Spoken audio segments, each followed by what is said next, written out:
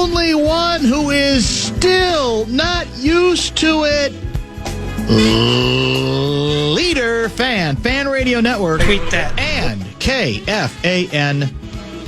2 minutes and 12 seconds past the hour of 3 o'clock Central Standard Time. We welcome you back to a Thursday edition of the Bumper to Bumper program on an exceedingly balmy, although not quite sunny enough, Thursday afternoon here in the Twin Cities of Minneapolis and St. Paul. Guardsy out today, and I believe tomorrow as well. He is tracking his favorite basketball team, the Golden Gopher women's basketball team, which I'm assuming is headed to Indianapolis, Indiana today.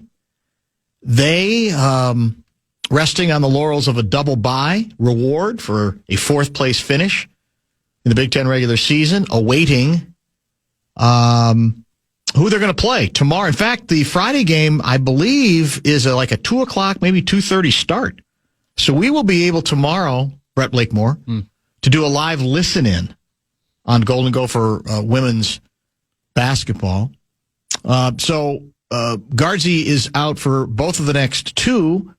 We have an outstanding uglydeck.com guest lineup we're going to get to in a minute. My name's Dan Barreiro, former Inkstand Wretch, newspaper of the Twin Cities. Bradshaw and Brian KFAN text line will be opened up very, very shortly. I'm looking at Class A quarterfinal. I think this would be game number 2, correct? Grand Rapids of the day. Grand Rapids and Rosemount, is that correct? That's correct. And it's a Donnybrook. It's hammer and tong, tied at 1. I think Rosemount was up earlier, so I think Grand Rapids must have come back to tie it. It's 1-1 with about 5 minutes to go in period number 2, correct? And top seed Minnetonka dominated the first game of the day, is that correct? Yeah, against Gentry. Exactly. Am I the only one still not used to the concept as it will play out through quarterfinal semifinal round, championship round, especially on the AA side, who still is not used to Lou Nanne not being part of the tournament? This is, I think, the second year without Louis, right? I think 2024 was his last year after 60 years of broadcasting, offering analysis, pithy analysis on the state high school hockey tournament. I thought the longer, this went, the more accustomed I would get to it. I think it's the opposite. Should we start a draft Louis movement? Do you think we could get anywhere with him? Probably not. I know they are still going to play the games, and they are. I know teams that win will celebrate regardless of Luigi not being a part of it. It just doesn't feel right to me. I still feel like something fundamentally important, a certain sort of comfort food, has been lost forever. What about the idea of convincing him to come back like every third year? Because that would mean you could get him again next year. This is the second straight year he's missed. I don't think you're going to get him. I don't think a draft Louis movement is going to work on a Thursday, right? Because he's not going to get back here soon enough to matter. But what if we start a draft Louis movement to convince him, all right, once every 3 years, Luigi's back? Any shot? Am I the only one, by the way? Do you feel it at all? I feel it. I mean, I just haven't been around long. I've lived here 7 years, so I haven't been around. That's a good point. 40, 50 plus. How long do you end up doing it? You're now one of us. 60 years. So I just don't have that. But what I will say, I think your better option is doing, you see like PTI, where one of them's in Chicago and one of them's in L.A. Oh, just have them do it remotely. I think that's your best shot. Oh, you might be right. Get them to fly up here in late winter? Yeah, you might be right. That might be the best shot. Just try to, get them in some kind of a studio or pretend studio wherever he is. Hell, have the palm trees in the background for all I care. Yeah, I don't think anybody... I think it would take away from it a little, to be honest. But maybe it's the old, that's the most that you can hope for. Bradshaw and Brian KFAN text line 64686. Let me know if you miss Louis. And it sounds weird to say it because we have him on every week. I get that. But I don't know. I can't. It just still feels like something important is just not there anymore. It's just not a part of the festivities. And I think it speaks to the obvious that he made it his own, that he became synonymous with the tournament, right? I think we'll all agree to that. But anytime like I brought it up with him, I mean, I think he appreciates everybody saying they miss him and all that, but I think I do get the feeling that the ship probably has sailed. But I get a little wistful thinking about it. Now, when we had him on Tuesday, I didn't even bring it up. Last year, I'm pretty sure I brought it up because it was going to be his first year not being in the tournament. But I didn't even bring it up this year. I think in part I said, well, I don't want to turn this into a Wagnerian opera. But now I'm sorry I didn't. Because I think it's pretty hard to ignore the elephant in the room. And I'm not here to make him feel bad. I mean, 60 years of service is a good run, right? Great run. But it's odd how it seems to me that it's affecting me more this weekend. Well, we're closing in on the weekend than it did last weekend. Now, the texts that are coming in, just let him retire. Louis is a huge loss, but let's leave him in retirement peace, says Mike in Fergus Falls. I'm shocked none of those texts end in Dan. I totally agree. It still feels as if something's been lost, and the feeling is not waning. I better still hear Zach Halverson from the Al Shaver press box sound bites in JG's absence. That's on you. We're going to have to mix those in today and tomorrow. There's no question about that. Here it is. It didn't take long for it to come in. He was never objective and would always side with the Metro team or Lake Conference team. Wow. We did hear that allegation. He's familiar with it. We've talked about it with him before. I never sensed that, to be honest. Some people did. I think it's the old it's maybe what you pay attention to or what you hear. Sometimes you hear what you want to hear if you believe in conspiracy theories. And by the way, let me add, this is not in any way, shape, or form a shot or an indictment on the analysts now being used. It seriously isn't. Has nothing to do with that. The analysis is fine. How do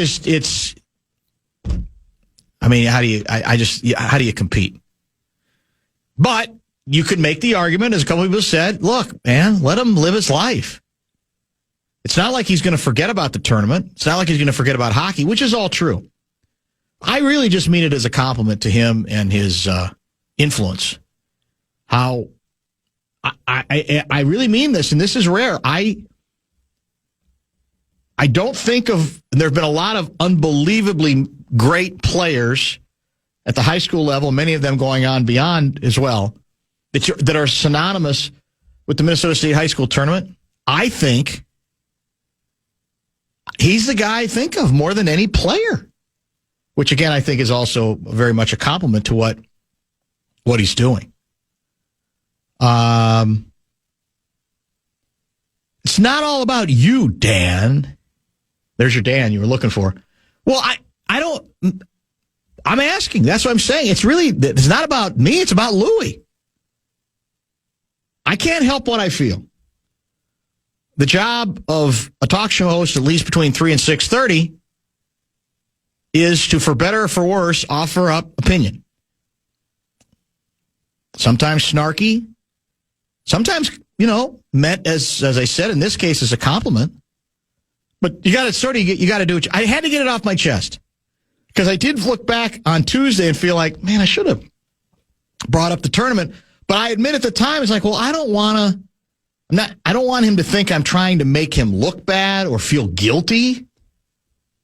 Although I just shouldn't worry about that because Louis doesn't feel guilty. I mean, Louis is his own man. So what any of us say, it's not going to matter. I think he liked the fact that he still missed to a large degree and always will be missed. Keep the texts coming. Time to start a new tradition. Next man up. How about Oshie? Your guy, TJ Oshie.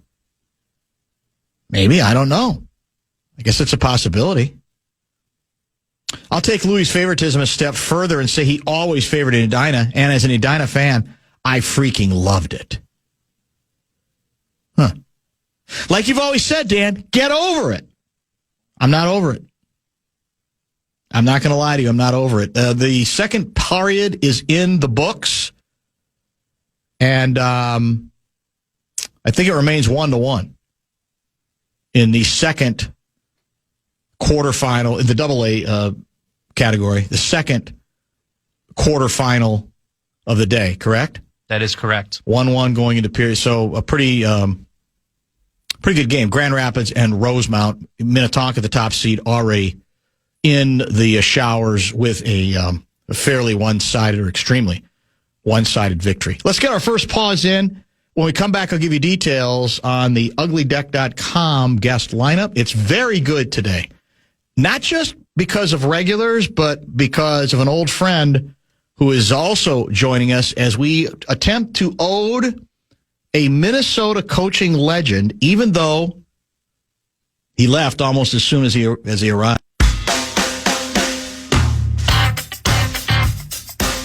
Catch every tournament upset and every highlight with KFAN at Hop House. You can join Guardsy, Meat Sauce, Max, Parker, Halvey, almost everybody for Bracket Bash watch parties on March 19th and 20th to catch college hoops on the big screens and prizes flowing all day, including 65-inch TVs. Get all the details, KFAN.com, keyword calendar. We might do a live listen-in on period 3 of the second AA quarterfinal game a little bit later with Halvey. Tomorrow we'll do a Golden Gopher women's basketball listen-in. We'll check in on the Gophers with Guardsy, find out how quickly he whines about the officials or rips Indianapolis as being the site. That's another good side bet, yeah. Very good side bet, especially if he knows we're listening in at a given moment. I see on the quarters here, Micheletti, our guy Pat Micheletti, is in the analyst chair. Is how many analysts are we using this year? Do you know? So I don't know this. I know that Parrish was in the mix at one point. Yeah. I know Pat's in the mix. Gorg did a couple games too. So I think they're kind of using a bullpen, kind of a combo platter than one guy. Yeah, that's probably smart. But I don't know. Maybe probably the best way to indeed go. Uglydeck.com guest lineup today. We're wide open in the 3, but then we get moving. Russo Radio is scheduled to join at 4:02. He'll give us the very latest wild trade steam. Trade deadline, I think we determined, is 2 o'clock on Friday. So we're almost there, right? We're less than 24 hours away from the deadline. In addition, my buddy Mitch Lawrence, we'll talk pro basketball with him and tanking with him at 4:30 this afternoon. And then Ricky Foggy, all-time Golden Gopher great, going all the way back to the Lou Holtz era of Gopher football. He was recruited out of, I believe it was South Carolina by Lou. And, of course, the news breaking, was it yesterday, that Lou had passed away? I think he'd been kind of in hospice care for a while. And we'll get Ricky's thoughts on Lou Holtz, because I know he has very strong feelings about him. That is scheduled, kind of a very special ode to a dead guy. That is scheduled for 5:30 tonight. Kudos to Guardsy as well for getting that all set up. In addition, by the way, folks have been clamoring for a while for the return of Robert Smith to the program. And he's going to join tomorrow at 3:30. We'll catch up with Robert. Robert got himself in trouble, apparently, by seemingly endorsing Kyler Murray as the Vikings' next quarterback. And it was like he got destroyed. So we'll find out, is he really that interested in Kyler being the guy? Was he just trying to, mention that Kyler's now available, whatever?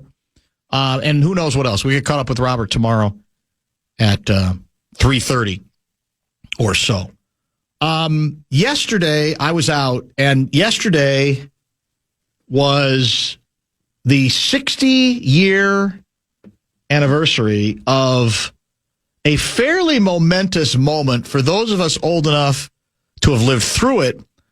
But you might, even if you did not live through it, might have some awareness of it. And I'm trying to figure out how, if we projected what took place 60 years ago yesterday, how it would be processed today. Would it be a yawner?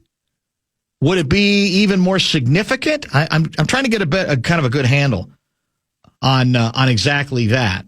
We're talking about the March 4, 1966 comment. Well, I guess I should back up and say it was part of an interview that appeared in something called the London Evening Standard.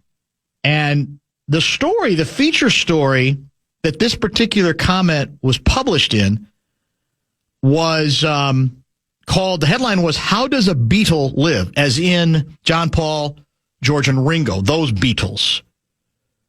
And it was in that story that John Lennon made his infamous "We're more popular than Jesus" comment. I don't know, again, if the kids could understand. Well, let me back up a little bit. In the UK, as Paul McCartney later said, in the UK, there was no big controversy about it. There was not much of a pushback or reaction at all. Here, it was DEFCON 1. All hell broke loose here, including, obviously, in some, there were DJs, especially I think in the South, that hosted or headlined, or I guess you could say inspired, Burn Your Beatles records bonfires. Astonishing to think about now. Now, we're gonna play eventually the most famous John Lennon comment after the fact, one could say. Much later in this, as I said, 60 years ago, yesterday was the day the story appeared in that London newspaper. And then it was August 11 of 1966. Lennon must have been asked about it again. This was during a presser back in Chicago, one of the Beatles' Chicago North American tours. So this was at a press conference at a hotel in Chicago. I'm presuming before they performed, likely at Comiskey Park, which has also been kind of a sore spot of mine for reasons I've gone into before. But let's listen to what John Lennon had to say, because it was very clear by that point that Lennon was trying to put out this fairly prodigious fire. Originally, I was pointed out that fact in reference to England, that we meant more to kids than Jesus did, or religion at that time. I wasn't knocking it or putting it down. I was just saying it as a fact. I'm not saying that we're better or greater, or comparing us with Jesus Christ as a person, or God as a thing, or whatever it is. I just said what I said, and it was wrong, or was taken wrong, and now it's all this. There it is. It was, you could sense in his voice, because John Lennon obviously could be very combative, hardly interested in being politically correct. But I remember that soundbite, and I said, well, I hadn't heard it in a while, but I certainly heard it before. And it's like, well, that sounded very much like a guy trying to put out a considerable fire. Here's my question. Bradshaw and Bryant KFAN text line, 64686. Would this be even a ripple today? Would it be yawned at in the 24/7 social media cycle would it have actually caused even more controversy? I'm curious to get people's views on it. And because, again, if you go back to what he said, there was not much. I mean, it wasn't. It was taken by the people who wanted to take it as a musician, a goofy mop top musician guy is saying he's better than Jesus, or they're better than Jesus, which is really not what he said. It wasn't even close to what he said, but it was extrapolated out that way for people who wanted us, so I think, to sort of grab onto it. Now, you could say he could have been more artful about how he explained in the story what he was trying to explain, one could say.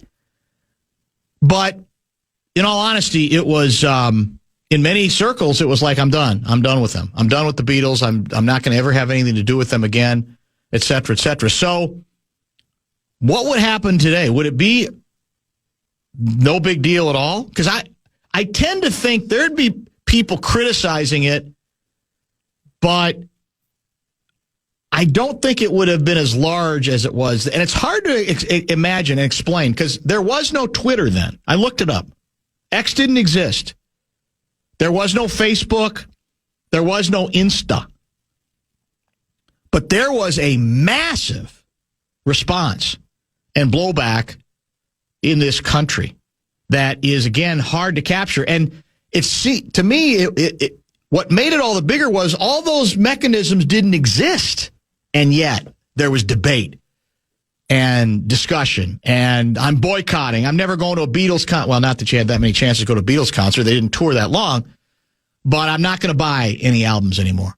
It became absolutely massive at the time. And then in other circles, it was, come on, everybody kind of knew what he meant. He could have maybe, as I said, been a little bit more artful. What level, Dr. Phil wants to know, what level of Sirwanga would you qualify that as? It's a good question. It's a Sirwanga. Now, you could say within his comments, he was almost dismissing some of the blowback. But then he also did say, I was wrong. And I think my guess is he probably was under some pressure. It's like, well, there's a business part of this thing. Let's just try to put it to bed. And I don't know if it did. I think it kind of did. The comment was obviously in March. And then that statement was at a press conference in August of the same year. So you do the math on that. Several months later, and I think that was, at least at that point, the most specific he got on the subject. Dan, people today would not care. John explained himself perfectly. On the other hand, Nate writes, it would be bigger today. By definition, exactly half the population would have a meltdown. That's an interesting point. If we're as polarized as we say we are on pretty much everything, then maybe that would have been. Maybe that's what would it have been, a 50-50 kind of a thing. I don't know.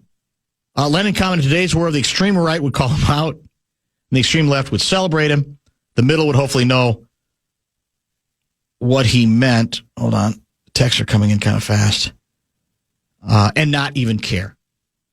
Which might well be true. There might be something to that as well. Let's stay on schedule. We'll make this the bottom of the hour break. I want to get to a couple more texts on this. There is breaking A-section news worthy of consideration. A firing in the Trump administration that's getting some significant attention. We'll get to that. We'll get to more of your texts. I've got a couple of juicy controversies I want to get into that are indeed toy department related. Maybe the very latest on the Vikings quarterback saga. But as I said, a really, really good guest lineup that will start with Russo Radio in just about 30 minutes or so. Stay tuned. Ever miss a chance to know what the latest sports news is in town? Your chances to win tickets. or just knowing what's going on with all your favorite KFAN shows. You can follow KFAN 1003 on all of our social channels like Instagram, TikTok, and X. You can stay connected. Follow the sports leader, The Fan. 11:58 to go, period 3, Class A second quarterfinal of the day. Looks like Grand Rapids and Rosemount are still knotted at 1 apiece. That's 4 Rosemount versus 5 Grand Rapids. How about, thanks to James Hardy, the #1 brand of siding in North America, we get a live listen-in from the arena formerly known as the X, Halvey, on the call. Let's listen. The Thunderhawks will take over. Here's Duel at the red line for Grand Rapids. He'll lightly play it into the Rosemount end where the Irish come back to pick it up. Hanowski for Rosemount. Avery Hanowski from right to left fires a shot wide of the Grand Rapids goal. A centering attempt knocked free by Grand Rapids. Finding some open ice here with a good stick handling move was Salisbury. He'll work it to Clayton, who goes to his left, and into the zone it's Garski for Grand Rapids. Nate Garski had his stick lifted. Puck is pushed away from his possession. And Jack Lonke will take over for Rosemount. Gathers some speed behind his net. Threads his way through the Thunderhawks defense. Gets it back in the corner. Lonke looking for options. Still with it. Goes to the blue line. Shot from the blue line blocked. Another pass across. Broken up by Grand Rapids. Now soccer to the neutral zone. And up the ice comes Seth Carlson. Carlson moves. Shot, save made there. Carlson keeping with the rebound here. Carlson, another try. Beautiful rebound, but it's swatted away by McNeil. Carlson again with the shot. Third time not the charm for the Thunderhawk. Big collision in the corner gets the crowd going here with just under 10 to go in the third period. Seth Carlson, the leading point scorer for the Grand Rapids Thunderhawks, showing off why in the last 2 shifts. Behind the Grand Rapids goal. As entertaining as this game has been, Danny, not a lot to cheer for either squad. No. And that was certainly something. Another opportunity for Rosemount this time. And adjusting and making the stop, Luke Sherlock keeps it tied at 1-1 with 9:32 to go. Sounds like some decent action there, so we'll keep an eye on that game, tied between Grand Rapids and Rosemount. Now less than 10 minutes to play in the third period. Don't forget Russo coming up to talk Wild Steam at 4 o'clock. This comes from, looks like, well, let me save it because it's introducing another subject. So let me try to show some measure of discipline.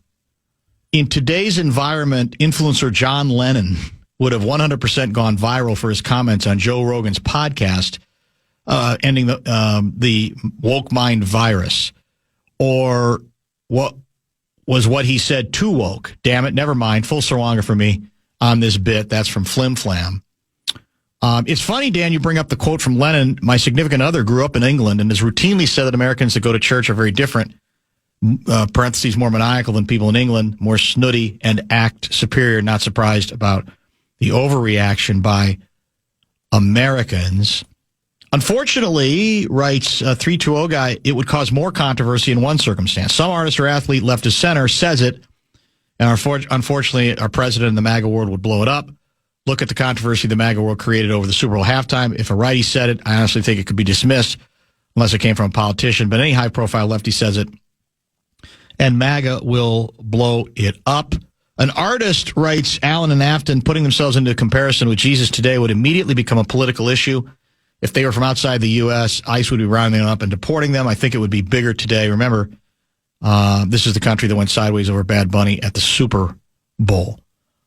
Here's an interesting analogy that might well prove the point. The only artist that would be comparable nowadays is Taylor Swift in terms of general popularity. And considering the crowd/demographic, I think it would still be a pretty big deal. I wasn't around to experience how big the blowback was for Lennon because I wasn't around. But I think because it's such a large fan base, here would be significant. There'd be significant uproar from the Swifties like there was towards the Beatles. Yeah, I think that's a good way to put it. If Taylor Swift had said something similar or would say something similar, it would be enormous. And it wouldn't necessarily matter. It's like just sides dig in. And it wouldn't even necessarily matter, sadly, the substance of what was said, the context of what was said, whether we're debating the import of what he said or the I guess you could say the true meaning of it. I guess what I'm saying is I think you could debate whether he was very artful in getting across what he was trying to say in the original quote. But the debate wouldn't be about that, largely. Because that's a different debate. It's not on the same level. It's like, well, he didn't explain himself very well, but it's fairly clear what he meant. It would literally be, you're thumbing your nose at organized religion, and therefore you're putting yourself above organized religion, or in this case, Jesus, and therefore you deserve all the blowback that you might be receiving. So the more I think about it and the more I listen to some of the texters, I think there's less of a chance there'd be a yawn. Because if it was big then without all the megaphones, there's really no other option, is there? But that it would be much bigger. And once again, there's a good chance that about 60% of the middle, as in slightly leaning left, center, slightly leaning right, would maybe talk about it over dinner for about 5 minutes and then move on to the next subject. But the fringes, the far left and the far right, it's on. We got another good debate going. We got one side being vulnerable. We're gonna take full advantage of this and go after it. So I think there is probably some truth to that. Bradshaw and Brian KFAN text line is 64686. Let me see if I can find where I was going earlier. I wanted to get at least some of those in. That's the first part of the show. No, that's not it. Where did it go? It was a Wolves and 5 thing, and now I should have favorited it at as quickly as possible, and that would have helped. In any case, what if Donald Trump said he's bigger than Jesus? I tend to think it all depends on whose ox is being gored. That's another story probably for another day, which I don't think he's done, at least not to this point. I was trying to ease into the breaking news within the administration, but unfortunately I can't find it. Too many texts, I should say, are indeed coming in. But what I will say is, will you hit the breaking news sounder, by the way? Will you find that for me? Because there is breaking news that some of you might already be aware of. And it appeared earlier today that this was pretty much inevitable. But President Trump, speaking of the president, he fired Homeland Security Secretary Kristi Noem after mounting criticism over her leadership of the department, including the handling of the administration's immigration crackdown and disaster response. Trump said he'll make Noem a special envoy for the Shield of the Americas, new security initiative that he said would focus on the Western Hemisphere, which I think is his way of saying we're just going to get her out of the way, and you might not ever hear from her from this point forward. But the title sounds kind of fancy, and so we'll all kind of pretend that this isn't a significant dismissal. I talked, was it 2 days ago? I think it was, about some of the comments from a Republican Senator, Tillis. And I'm going to play back a bit of sound for when he was basically, he was going after her very hard in some hearings. And after we hear it, I think maybe we'll talk a little bit about why it was what he had to say to me is so significant and caught the attention of lots of folks. This is the senator really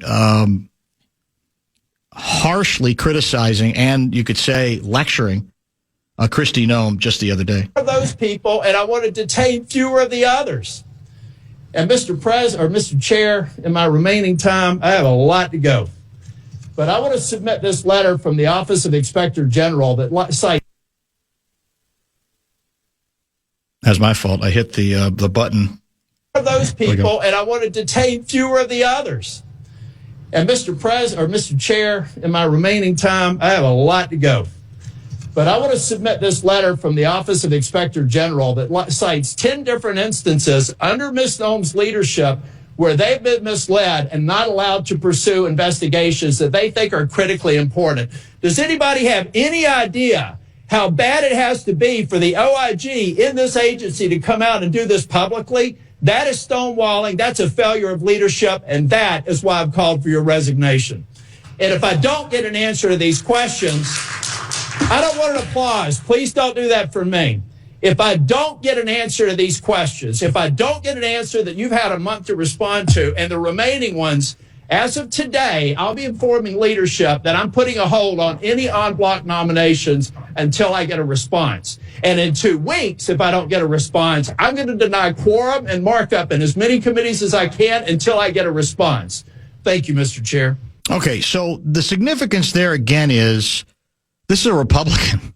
This is a Republican senator, I should say, who I don't know how much more frontal one could get in his frustration, his anger, his belief that what he was asking about, the stonewalling that he was saying was taking place in her department,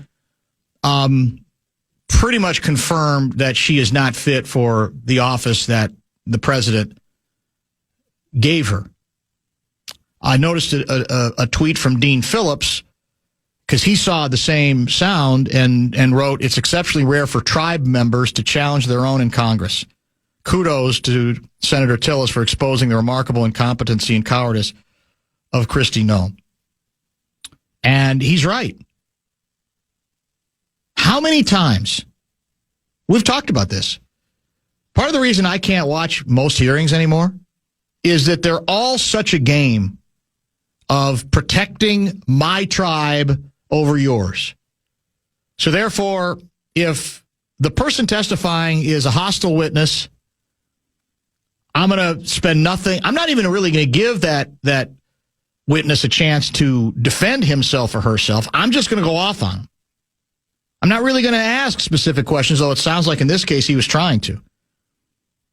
And if that witness comes from your side, you don't usually dare to use your time to ask what might be some legitimate questions about their leadership or whatever department that they came from. It would be, my job is to defend you against all attacks. In some cases, that might be warranted if the attacks are misguided, but that doesn't matter. Those speeches are, I'm going to defend. You don't even have to talk. Just let me talk in your defense. It's refreshing, as Dean Phillips said, when a tribe member challenges their own in Congress. That's part of the reason we're as screwed up as we are, that it stands out to that degree. But the larger moral is, if you've got Republican senators speaking up in this way, you knew she was on borrowed time, that there just wasn't going to be much chance that she was going to be able to survive pretty much anything. And so now she is indeed out. There was one other item that I wanted to get to regarding, some of the testimony yesterday. I don't know how much a conversation there was this on the show yesterday, but it's fairly clear. See if I can find some of the key context that I think once again pretty much made it impossible that even in this administration she was going to be able to survive. And that includes discussion of a $143 million no-bid contract for media advertising to a brand new mystery firm that happened to then hire her aide's husband's firm as a subcontractor, described by one individual on X as looting America in plain sight. She had also said that this $200 million ad campaign, in which in part she appears on a horse, he said that the president signed off on. And that probably is what doomed her. Is he then said in an interview, I think earlier today, that he had not signed off on it. Whether that's true or not, I don't know. But that probably was a bridge too far, even for the president of the United States. So, in any case, the moral of the story is she literally was not fit for the job. If you wanted to say, well, it was clear in the front end she should never have been appointed to the position, you could then add, well, okay, but let's see what she does once she's in it. Well, it's safe to say she did nothing to change that particular assertion and that particular belief. When you had as many Republicans expressing over and over again, not just this once, for a period of time, frustration in the approach that she was taking in her position, an utter and complete disaster. Bradshaw and Brian KFAN text line is open at 64686. Let me get to a couple of texts as well.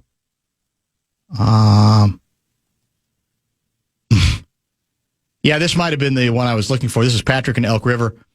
Kristi Noem gets gored. Many goals Minnetonka scored.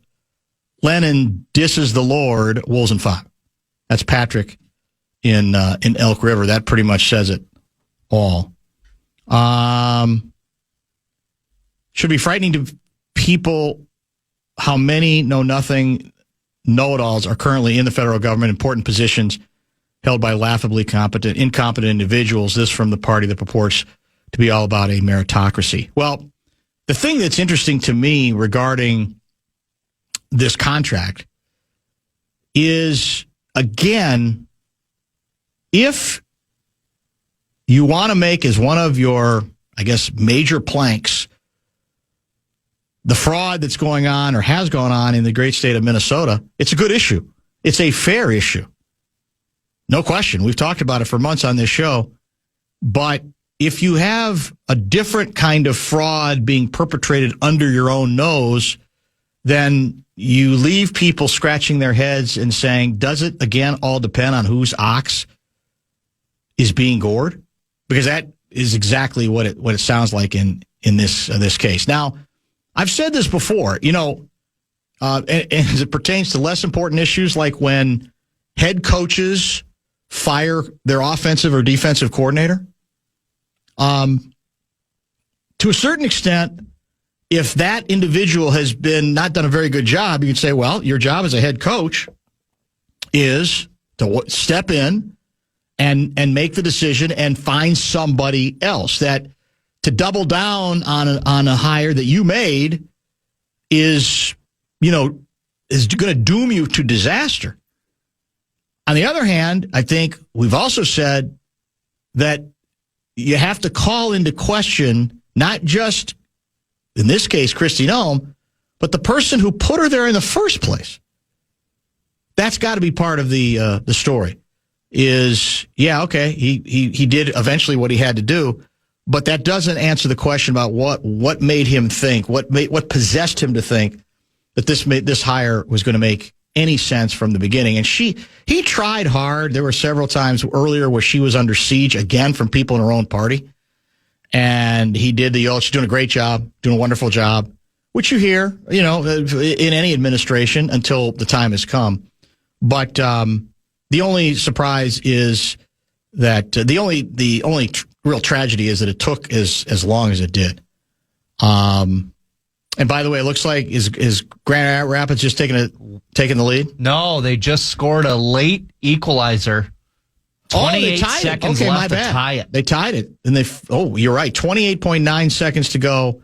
Grand Rapids ties it They are the 5 seed taking on 4 seed Rosemount. So very dramatic finish there, 2-2 with 28.9 seconds to go. Top of the hour break. We're going to get to some pro hockey and the latest Minnesota Wild trade steam. Russo Radio on all that and who knows what else. He's going to join us next.